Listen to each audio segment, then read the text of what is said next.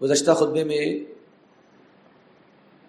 آپ صلی اللہ علیہ وسلم نے انصار کے ساتھ جو گفتگو فرمائی، جسے بیعۃ العقبہ کہا جاتا ہے، ریت کے ٹیلے پر بیٹھ کر آپ صلی اللہ علیہ وسلم نے ان سے اسلام قبول کیا اور ان سے عہد لیا، بیعت فرمائی، اور جیسا کہ ذکر ہوا تھا کہ اس کے آخر میں یہ بات شامل کی گئی کہ اگر آپ صلی اللہ علیہ وسلم اور آپ کے ساتھی مدینہ منورہ آتے ہیں تو انصار انہیں وہاں پناہ دیں گے اور ان کی مدد کریں گے۔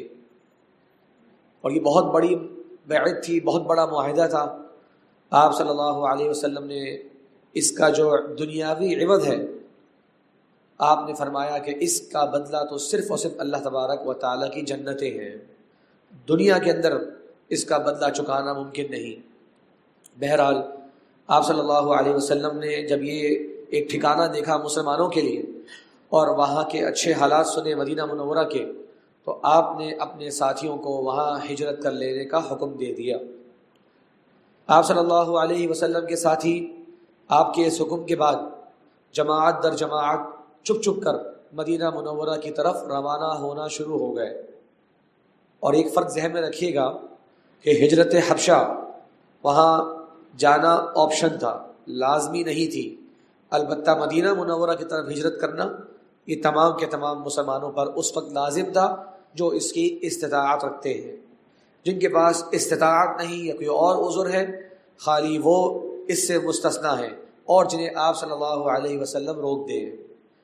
اب صحابہ کرام کی جماعت در جماعت ہجرت کا عمل شروع ہو جاتا ہے، اور مشہور واقعہ آپ حضرات نے سنا ہوگا، عمر رضی اللہ عنہ کے تعلق سے اکثر بیان بھی کیا جاتا ہے کہ جس میں آتا ہے کہ باقیوں نے تو چھپ چھپ کر ہجرت کری، لیکن عمر رضی اللہ عنہ علی الاعلان کعبہ میں جا کر اعلان کرتے ہیں اور پھر ہجرت کرتے ہیں۔ اس واقعے کی سند کمزور ہے۔ تو عام معاملات کے اندر تمام کے تمام صحابہ کرام اسی انداز سے مکہ سے نکل رہے تھے کہ قریش کو زیادہ پتہ نہ چل جائے۔ اس کے بعد جب پھر بھی خبر عام ہو گئی اور معلوم ہو گیا کہ یہ بہت سے لوگ یہاں سے جانا شروع ہو گئے ہیں، تو قریش سمجھ گئے کہ اب عنقریب آپ صلی اللہ علیہ وسلم بھی یہاں سے چل پڑیں گے، تو کس انداز سے وہ ان کو جانے دے سکتے تھے یہاں سے آسانی سے۔ تو انہوں نے اس موقع پر اپنا ایک اجلاس بلایا، اور قریش کا ایک پارلیمنٹ ہاؤس کہہ سکتے ہیں، اس کا نام دار الندوہ ہے، وہاں وہ بیٹھ کر بڑے فیصلے کیا کرتے، اور آپ جانتے ہیں کہ وہ سرداران اس قوم میں بے شمار ہوا کرتے، تو ان کے اس طرح کے معاملات وہ ان کو وہاں پر ڈسکس کرتے۔ دار الندوہ کا جو قریش کا اجتماع تھا، اس میں احادیث میں آتا ہے کہ شیطان بھی ان کے ساتھ شریک ہوا، ایک نجدی بزرگ کے حلیے کے اندر، نجد سے آیا ہوا ایک بزرگ۔ لوگوں نے حیران ہوئے کہ بھئی آپ کون ہیں یہاں پر، یہ تو ایک خاص قسم کا اجتماع ہو رہا ہے۔ اس نے کہا میں بھی تمہارے ہی معاملے میں بات کرنے کے لیے آیا ہوں، جو تمہاری پریشانی ہے وہ میری پریشانی ہے۔ تو اس کے حلیے سے متاثر ہو کر انہوں نے اس کو شامل کر لیا۔ اب آپ صلی اللہ علیہ وسلم کے بارے میں مشورہ ہو رہا ہے کہ کیا کرنا چاہیے، یہ لوگ تو یہاں سے بآسانی نکلتے جا رہے ہیں۔ تو ایک رائے سامنے آئی کہ جناب اچھا ہے یہاں سے چلے جائیں، اتنا عرصہ ہو گیا ہمارے لیے پریشانی کا باعث بن رہے ہیں یہ مسلمان، 13 سال ہو چکے ہیں نبوت کو۔ تو کہا نہیں، ہم نے تو انہیں ختم کرنا تھا، یہ وہاں چلے جائیں گے تو بڑی مضبوط بنیاد اپنی وہاں پہ بنا کر پھر یہ ہم پر بھی چڑھائی کر دیں گے اور جگہ بھی غالب آ جائیں گے۔ غلط رائے ہے، اور شیطان بھی اس رائے کی مذمت کر رہا ہے، ساتھ ساتھ شامل ہے لوگوں کے۔ ایک اور رائے یہ آئی کہ انہیں قید کر دیتے ہیں، بند کر دیتے ہیں، جب تک ان کی زندگی باقی ہے قید کر دو۔ تو کہا کہ لیکن جو پھر عرب کے لوگ آیا کریں گے حج عمرے کے موقع پر کیا کہیں گے کہ اپنے ایک بندے کو تم نے قید کر دیا، ایک شخص کو تم سنبھال نہیں پائے، یہ تو ہمارے لیے بڑی سکھی کی بات ہوگی، اور کوئی رائے لاؤ۔ یہاں تک کہ ایک رائے یہ پیش کی گئی کہ آپ صلی اللہ علیہ وسلم کو قتل کر دیا جائے۔ لیکن اس میں ایک پریشانی تھی۔ پریشانی کیا؟ کہ اگر آپ صلی اللہ علیہ وسلم کو قتل کیا جائے گا تو بنو ہاشم یا بنو عبد المطلب جو آپ کا امیڈیٹ قبیلہ ہے وہ اس کو برداشت نہیں کریں گے، اور جس قبیلے والے لوگ یہ کام انجام دیں گے اس قبیلے سے بنو ہاشم کا بہت لمبا جھگڑا شروع ہو جائے گا، اور یہ مکہ کے امن و امان کے لیے بالکل درست نہیں ہوگا، کوئی اور رائے لے کر آؤ۔ قرآن مجید میں اللہ تبارک و تعالیٰ نے ان کے اس اجلاس کی خبر اپنے نبی کریم صلی اللہ علیہ وسلم کو بذریعہ وحی بتا دی۔ وَإِذْ يَمْكُرُ بِكَ الَّذِينَ كَفَرُوا، جب چال چل رہے تھے یہ کافر لوگ، اور کیا آپشنز دے رہے تھے؟ لِيَثْبِتُوكَ، یا تو آپ کو جیل بند کر دیا جائے، او يَقْتُلُوكَ، یا آپ کو قتل کر دیا جائے، او يُخْرِجُوكَ، یا آپ کو مکہ سے نکال دیا جائے۔ وَيَمْكُرُونَ وَيَمْكُرُ اللَّهُ، ایک چال یہ چل رہے تھے، ایک اللہ تبارک و تعالیٰ کی تدبیر تھی۔ واللہ خیر الماکرین، اللہ تبارک و تعالیٰ کی سب سے بہترین تدبیر ہوا کرتی ہے۔ اب آخر میں ابو جہل نے کہا بلکہ میرے پاس ایک تدبیر ہے، میرے پاس ایک حل ہے، اور وہ کیا کہ ہم انہیں قتل کریں گے، لیکن کس انداز سے ذرا سنو۔ ہم ہر قریش کے قبیلے کے ایک نوجوان کو نومینیٹ کرتے، اسے اپنے قبیلے کی تلوار تھماتے، اور وہ جا کر ایک ساتھ بیک وقت حملہ کریں گے آپ صلی اللہ علیہ وسلم پر۔ اس سے کیا ہوگا کہ آپ کا خون قبائل میں تقسیم ہو جائے گا، اور بنو ہاشم یقیناً سب کے سب قبائل سے جھگڑا کرنے اور ان سے فائٹ کرنے کے لیے تیار نہیں ہوں گے، تو وہ راضی ہو جائیں گے دیت پر، اور دیت ہم سارے مل کر ادا کر دیں گے۔ دیکھیے کتنی بھرپور چال ہے، کتنی سخت پلاننگ ہے۔ یہاں تک کہ حدیث میں آتا ہے کہ شیطان اس موقع پر کہہ اٹھا یہ ہے سب سے بہترین رائے۔ یعنی علماء ایک تفنن کے انداز میں یہ بھی کہتے ہیں کہ ابو جہل کا ذہن وہ شیطان سے بھی آگے جا رہا تھا، وہ تدبیر شیطان کے ذہن میں نہیں آ رہی اس موقع پر جو ابو جہل کے ذہن میں آ رہی ہے۔ بہرحال اس فیصلے کو پورا کر کے یہ لوگ باہر چل پڑتے ہیں۔ آپ صلی اللہ علیہ وسلم کو اللہ تبارک و تعالیٰ اس موقع پر ہجرت کرنے کا حکم دیتے ہیں۔ نبی اللہ کے حکم کے بغیر کوئی عمل نہیں کرتا۔ جب یہ آیت نازل ہوئی وَقُلْ رَبِّ أَدْخِلْنِي مُدْخَلَ صِدْقٍ وَأَخْرِجْنِي مُخْرَجَ صِدْقٍ وَاجْعَلْ لِي مِن لَّدُنكَ سُلْطَانًا نَصِيرًا، اور کہیے کہ اے اللہ مجھے داخل فرما سچائی کے ساتھ، سچائی والی جگہ داخل فرما دے۔ وَأَخْرِجْنِي مُخْرَجَ صِدْقٍ، میرا یہاں سے نکلنا بھی آسانیوں والا ہو، سچائی والا ہو، بہترین ہو۔ وَاجْعَلْ لِي مِن لَّدُنكَ سُلْطَانًا نَصِيرًا، اپنی طرف سے میرے لیے بھرپور ایک طاقت، ایک نصرت عطا فرما دے۔ یہ دعا سکھائی گئی آپ کو، تو آپ کو گویا ہجرت کا حکم آ گیا۔ آپ صلی اللہ علیہ وسلم نے حضرت ابوبکر صدیق رضی اللہ عنہ کو روک رکھا تھا، اور وہ جلدی میں تھے کہ جلدی جلدی وہاں پہنچ جاؤں اور جا کر ساتھیوں کے لیے آسانی کروں۔ آپ نے کہا تم رکے رہو، تم رکے رہو، اور علی رضی اللہ عنہ کو بھی روک لیا تھا، اور کچھ صحابہ کرام تھے۔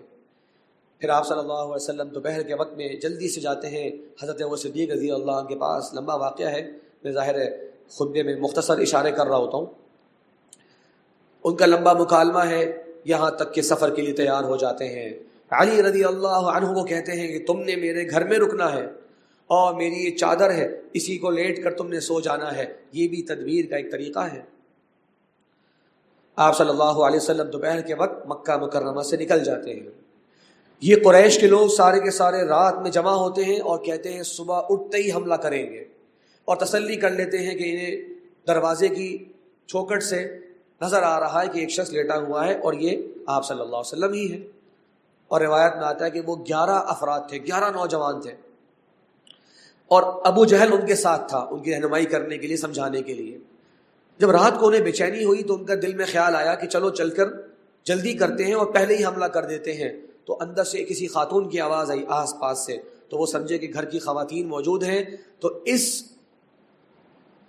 وجہ سے کہ سارے عرب کیا کہیں گے ہمارے بارے میں کہ گھر میں خواتین تھیں اور ہم نے پھر بھی اس پہ جا کے حملہ کر دیا، اتنی بڑی بے عزتی ہم برداشت نہیں کر پائیں گے زندگی بھر، رکے رہو، ٹھہرے رہو۔ یہ کفار ہے لیکن بہت ساری اخلاقیات بہرحال ان کی زندگی کا کلچر کا حصہ تھی۔ یہاں تک کہ آپ صلی اللہ علیہ وسلم روانہ ہو جاتے ہیں۔ آپ اپنے ساتھی کے ساتھ روانہ کہاں ہو رہے؟ روانہ ہونا ہے مدینہ منورہ، اور اللہ کے نبی ہیں، اللہ کے حکم سے روانہ ہو رہے، لیکن اسباب پورے اختیار کرنے ہیں۔ ذرا توجہ کیجئے کہ اسباب کیا اختیار کیے گئے، پلاننگ دیکھیے۔ آپ صلی اللہ علیہ وسلم جو مدینے کا راستہ ہے، جانتے ہیں کہ وہاں پر سارے کے سارے قریش کے لوگ پہنچ جائیں گے اور ناکہ بندی ہو جائے گی اور آرام سے ہم پکڑ لیے جائیں گے۔ تو آپ صلی اللہ علیہ وسلم اپنی ڈائریکشن مدینہ کے بالکل اپوزٹ طرف پیچھے کی طرف جدہ کی طرف، جسے آج ہم کہتے ہیں، وہاں جاتے ہیں مکہ سے جدہ کی طرف. راستے میں ایک غار ہے، غار ثور، وہاں پر 3 دن رکنا ہے. اور پلاننگ کا حصہ کیا ہے؟ 3-4 لوگ آپ کے ساتھ اس سب میں شامل ہیں. سب سے پہلے آپ کا سفر کا گائیڈ، جو آپ کو راستوں، یعنی کہ غیر معروف راستوں سے لے کر مدینہ منورہ پہنچا دے، عبداللہ بن اریقط. یہ بعض روایت میں عبداللہ بن ارقط نام بھی ہے.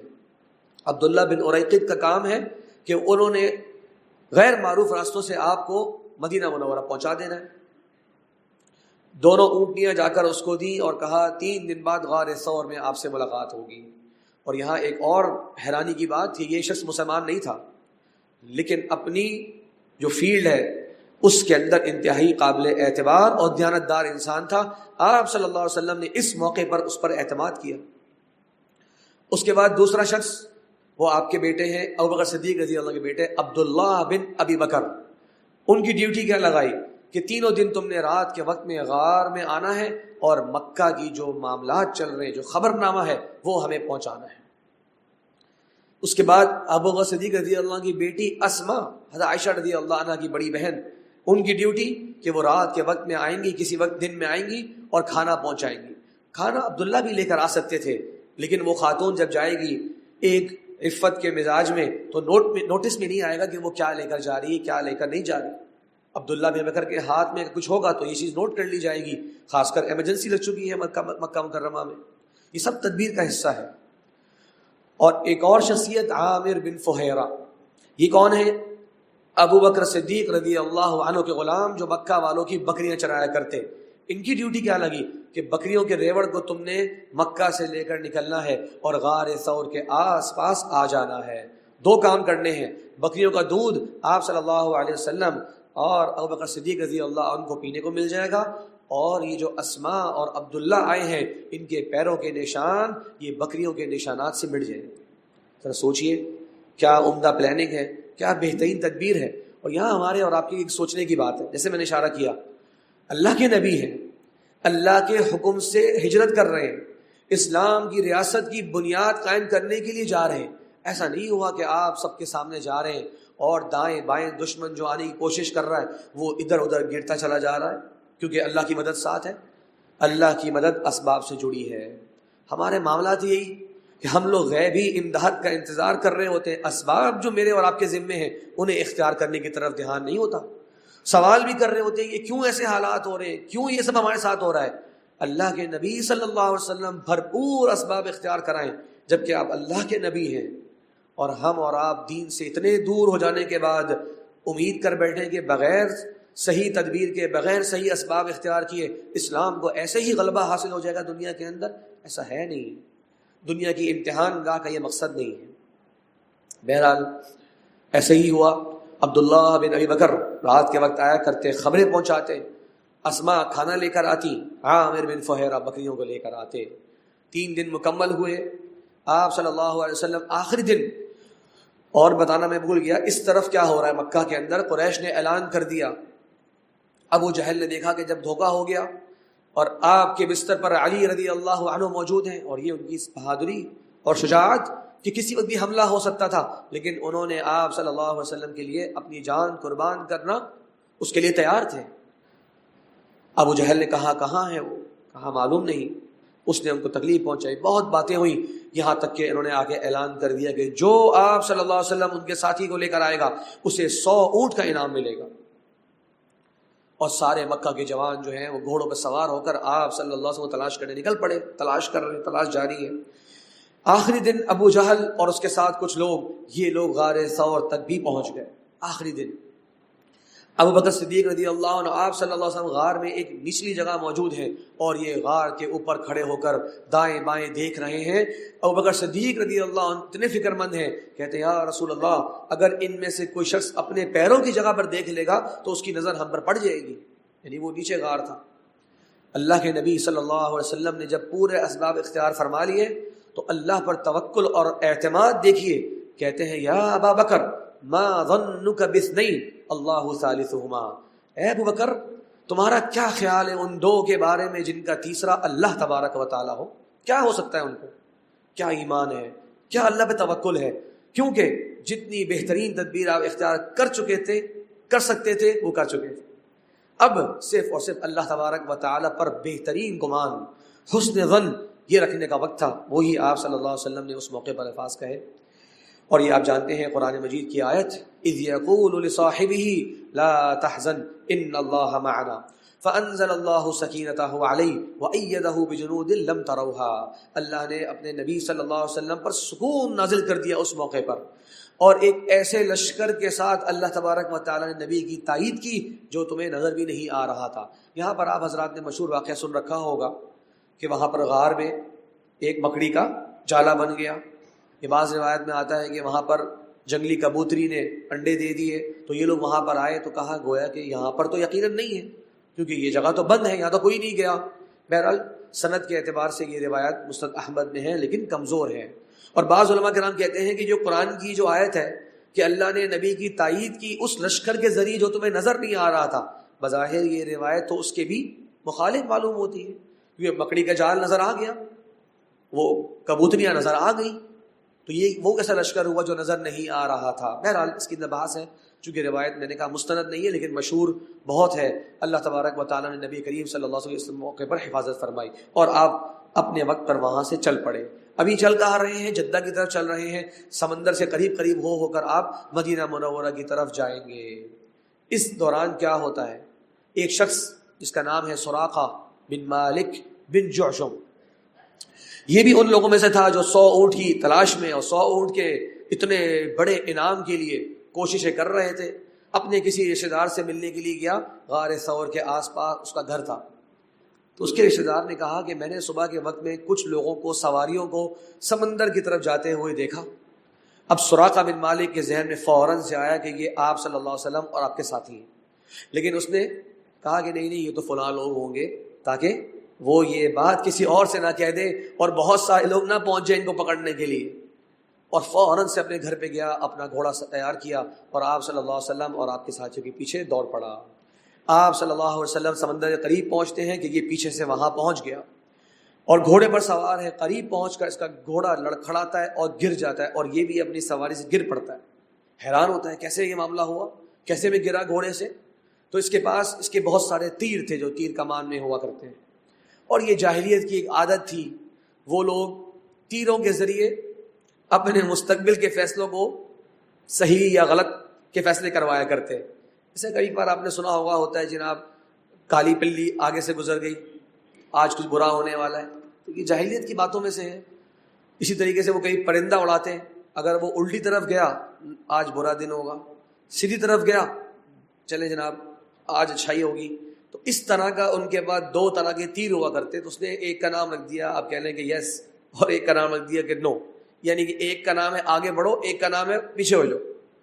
جب اس نے تیر نکالا تو نکلا کہ جاؤ واپس، یعنی کہ منفی والا تیر سامنے آیا.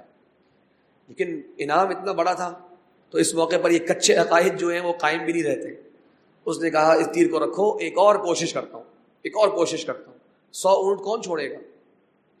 اب کی بار جب وہ آگے بڑھتا ہے تو اللہ کے حکم سے اس کا جو گھوڑا ہے اس کے پیر کافی حد تک زمین میں دھس جاتے ہیں. پھر وہ پریشان ہوتا ہے، پھر فکر کرتا ہے، ایک مرتبہ پھر تیر کو نکالتا ہے اور وہی تیر نکلتا ہے کہ آگے نہیں بڑھنا، نہ جانے میں عافیت ہے. اور وہ تیسری کوشش کرتا ہے تو اس کے گھوڑے کے پیر اچھے خاصے نیچے چلے گئے. اب وہ جانتا ہے کہ آپ کے سامنے عامر بن فہیرہ، عبداللہ بن اریقط، ابو بکر، آپ صلی اللہ علیہ وسلم موجود ہیں. گھوڑا بالکل کسی کام کا نہیں رہا، یہ آرام سے مجھ پر حملہ کر سکتے ہیں. آپ صلی اللہ علیہ وسلم اس کو معاف کر دیتے ہیں.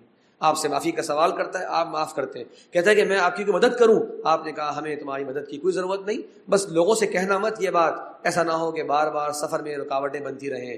اس نے آپ صلی اللہ علیہ وسلم سے پناہ مانگی، کہا کہ کل کو اللہ تعالیٰ آپ کو نصرت دے گا. مجھے سمجھ میں آ گیا ہے کہ آپ اللہ کی طرف سے مؤید ہیں، منصور ہیں. کل کو اللہ آپ کو مدد دے گا، فتح دے گا، تو آپ اس دن کا مجھ سے انتقام تو نہیں لیں گے. اللہ کے رسول نے کہا نہیں لیں گے. کہا یہ لکھ کے دے دیں مجھے اس بات کو. تو آپ صلی اللہ علیہ وسلم نے عامر بن فہیرہ کو کہا کہ یہ عبداللہ بن اریقط سے کہو یہ لکھے، انہوں نے وہ تحریر لکھ کر ان کو دے دی۔ بہرحال فتح مکہ کے موقع پر پھر انہوں نے اس تحریر کو پیش کیا آپ صلی اللہ علیہ وسلم کو۔ آپ نے کہا تمہاری کوئی عتاب نہیں ہے، تمہاری کوئی پکڑ نہیں ہے، اور اس حسن سلوک کو دیکھ کر یہ اس موقع پر اسلام قبول کرتے ہیں۔ بہرحال آپ صلی اللہ علیہ وسلم مدینہ کی طرف چل پڑے۔ راستے میں اور واقعات ہیں، مختصر آگے بڑھتے ہیں۔ معبد کا واقعہ ہے، آپ حضرات نے سنا ہوگا، اور ایک دو جگہ پر اور بھی اللہ تعالیٰ نے آپ کے لیے بکریوں سے دودھ نکل جانے کا بندوبست فرمایا۔ وہ بکریاں جو کہ بالکل دودھ دینے کے قابل نہیں تھی، اللہ کے نبی صلی اللہ علیہ وسلم نے اللہ کے نام سے ان کا دودھ دھویا اور اس میں دودھ بھی جاری ہوا۔ دو تین اس طرح کے واقعات سفر ہجرت کے اندر ملتے ہیں جو کہ آپ صلی اللہ علیہ وسلم کے ہزاروں معجزات میں سے کچھ معجزات ہیں۔ صحابہ کرام اس طرف مدینہ پہنچ چکے ہیں اور ہر صبح آتے، اور مسجد قباء جہاں آج موجود ہے وہ مدینہ منورہ کا مکہ سے آنے کی انٹرنس ہوا کرتی، وہاں آ کر انتظار کرتے، شام کو واپس چلے جاتے۔ جانتے تھے کہ یہ آسان سفر نہیں ہے، ورنہ تو 10-12 دن کا سفر ہے، لیکن چونکہ آپ دور دراز سے یقیناً آ رہے ہوں گے، سوچ سمجھ کے آ رہے ہوں گے، اسی لیے انتظار کرتے رہے۔ ایک یہودی کو چڑھاتے ایک اونچے درخت پہ کہ بھئی دیکھتے رہو کوئی قافلہ درخت تو نہیں آ رہا، مغرب ہوتی واپس چلے جاتے۔ ایک دن وہ یہودی اوپر چڑھا ہوا تھا کہ اچانک سے وہ اعلان کرتا ہے، اے بنو قیلہ، یہ الفاظ استعمال کرتا ہے، بنو قیلہ۔ یہ قیلہ جو ہے یہ خاتون تھی، انصار کے 2 قبیلے آپ لوگوں نے نام سنے ہوئے ہیں، اوس اور خزرج، یہ دونوں اوپر جا کے کزنز ہیں، اور دونوں کی دادی کامن یہ قیلہ ہیں۔ تو یہودی انصار کو بنو قیلہ کہتے تھے کہ قیلہ کی اولاد ہو۔ بہرحال ان میں جھگڑے ہوتے رہتے تھے، لیکن اوپر جا کر یہ ایک ہی خاندان سے ان کا تعلق تھا۔ تو یہودی نے کہا، اے بنو قیلہ، تمہارا نصیب آ گیا، جس کا تم انتظار کر رہے ہو وہ آ گیا۔ پیارے نبی صلی اللہ علیہ وسلم مدینہ منورہ میں داخل ہو رہے ہیں۔ یقیناً کس قدر شرف کی اور کس قدر خوشی کی وہاں کے لوگوں کی بات ہوگی، جو بے شمار لوگ آپ پر ایمان لا چکے تھے لیکن آپ صلی اللہ علیہ وسلم کو نہیں دیکھا۔ آپ صلی اللہ علیہ وسلم کی عمر اس موقع پر 53 ایئرز، 53 سال آپ کی عمر ہے، لیکن آپ صلی اللہ علیہ وسلم کی داڑھی مبارک بالکل کالی۔ ابو بکر صدیق رضی اللہ عنہ آپ صلی اللہ علیہ وسلم سے 2 سال چھوٹے تھے، لیکن ان کی داڑھی میں کافی سارے سفید بال آ چکے تھے۔ تو لوگ بظاہر سمجھے کہ یہ بزرگ شخصیت شاید یہ ہیں آپ صلی اللہ علیہ وسلم۔ تو زیادہ تر لوگ جب ملنے آ رہے ہیں تو پہلے ابو بکر صدیق رضی اللہ عنہ سے ملاقات کر رہے ہیں، اور اس میں آپ صلی اللہ علیہ وسلم کی سادگی اور عاجزی دیکھیے کہ آپ نے کوئی ایسے سرداروں والا یا کوئی بادشاہوں والا لباس کبھی بھی نہیں پہنا۔ ابو بکر صدیق رضی اللہ عنہ فوراً سمجھ گئے ذہانت سے، اور ایک کپڑا لیا اور آپ صلی اللہ علیہ وسلم کے اوپر چھاؤں جو ہے وہ لگا دیا کہ لوگ سمجھ جائیں کہ یہ اصل شخصیت ہیں جن کی میں بھی خدمت کر رہا ہوں۔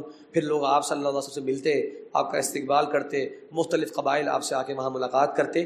قباء کے علاقے میں ہی جہاں آج مسجد قباء ہے، ایک قبیلہ بنو عمر بن عوف اس نام سے قبیلہ تھا، یہ یہاں پر آباد تھے۔ آپ صلی اللہ علیہ وسلم نے 14 دن یہاں پر قیام کیا۔ اس کی کیا مقصد تھا؟ کہ تاکہ جو مدینہ منورہ کے جتنے لوگ ہیں وہ آ کے مل لیں، مدینہ کی ساری ڈائمنشنز اچھی طرح سمجھ میں آ جائیں، جتنے قبائل ہیں اور کس کس طرح کے معاملات ہونے ہیں سینٹر میں جانے کے بعد، اس کا سب کا اچھی طرح سے اندازہ ہو جائے۔ آپ صلی اللہ علیہ وسلم نے اسلام کی پہلی مسجد قباء یہیں پہ تعمیر کری۔ اس کے بعد آپ آگے بڑھے اور 2 ہفتے بعد آپ نے بنو سالم، مسجد قباء سے تھوڑا سا آگے جا کر ایک اور مسجد ہے، اسے آج کہتے ہیں مسجد جمعہ، وہ مسجد سالم بن عوف ہے، وہاں پر آپ صلی اللہ علیہ وسلم نے اسلام کا پہلا جمعہ پڑھایا، اور پھر آپ آگے بڑھ رہے ہیں۔ راستے میں مختلف قبائل کے پڑاؤ کی جگہ آ رہی ہے، سب کہہ رہے ہیں یا رسول اللہ ہماری طرف آئیے، الی العدد والعدہ، تعداد بھی بہت زیادہ ہے، اسلحہ بھی خوب ہے۔ یہ 2 چیزیں ہوا کرتی تھی فخر کی، تعداد بھی قبیلے کے پاس بہت ہے اور ہمارے پاس اسلحہ بھی ہے۔ آپ کہتے دعوها فإنها مأمورہ، اونٹنی کا لگام چھوڑ دو، اسے اللہ کی طرف سے حکم ہے، اس نے کہاں جانا ہے۔ یہاں تک کہ وہ اونٹنی آج جہاں مسجد نبوی کی جگہ ہے، اس کے قبلے کی سائڈ پہ وہاں پر حضرت ابو ایوب انصاری رضی اللہ عنہ کا مکان تھا، وہاں جا کر بیٹھ جاتی ہے۔ آپ صلی اللہ علیہ وسلم کا سامان لینے بڑھتے ہیں آگے ابو ایوب رضی اللہ عنہ، اور اپنے گھر میں آپ کا سامان منتقل کر دیتے ہیں، وہاں رہنا شروع کرتے ہیں۔ آپ صلی اللہ علیہ وسلم گھر کے باہر آتے ہیں، یعنی واقعہ مختصر کر رہا ہوں، اور آپ کے سامنے ایک کھلی جگہ ہے، ایک اجڑا ہوا باغیچہ ہے، خراب سے یہاں پہ کھجور کے درخت ہیں وغیرہ وغیرہ۔ کس کی جگہ ہے؟ یا رسول اللہ یہ انصار کے 2 بچے سہل سہیل ان کی جگہ ہے۔ کہا کہ یہ کون ہے؟ کہا یہ یتیم ہے، ان کے ایک ذمہ دار بھی موجود ہیں، ان کو بلایا۔ آپ نے کہا ثامنونی بحائطکم، کیا قیمت مانگو گے اس جگہ کی؟ انہوں نے کہا یا رسول اللہ یہ آپ کے لیے ہے اور اللہ کے لیے ہے، اس کی کوئی قیمت نہیں لیں گے۔ آپ نے کہا نہیں، اس کی قیمت بتاؤ، اور آپ صلی اللہ علیہ وسلم نے قیمت طے کری، اور یہ بات منفرد سی بات ہے، لیکن ذہن میں رکھیے گا ابو بکر صدیق رضی اللہ عنہ نے اس کی قیمت ادا کری. تو یہ جو مسجد نبوی کا جو رقبہ، اس کی جو بنیاد ابو بکر صدیق رضی اللہ عنہ کے مال کے نتیجے میں مسلمانوں کو ملی. اور آج تک سوچئے لاکھوں کروڑوں مسلمان جو وہاں نماز پڑھ رہے ہیں، جو وہاں جا رہے ہیں، کتنا بڑا اجر ابو بکر صدیق رضی اللہ عنہ کے ہاتھوں اللہ تبارک و تعالیٰ نے اس کو جاری فرمایا. اس طرح سے مسجد نبوی کی تعمیر سب سے پہلا کام آپ صلی اللہ علیہ وسلم نے کیا. یہ اسلام کا مرکز ہے. مساجد کی اسلام میں اہمیت یہ ایک پورا الگ موضوع ہے، کہ ہم ظاہر سیرت پہ بات کر رہے ہیں.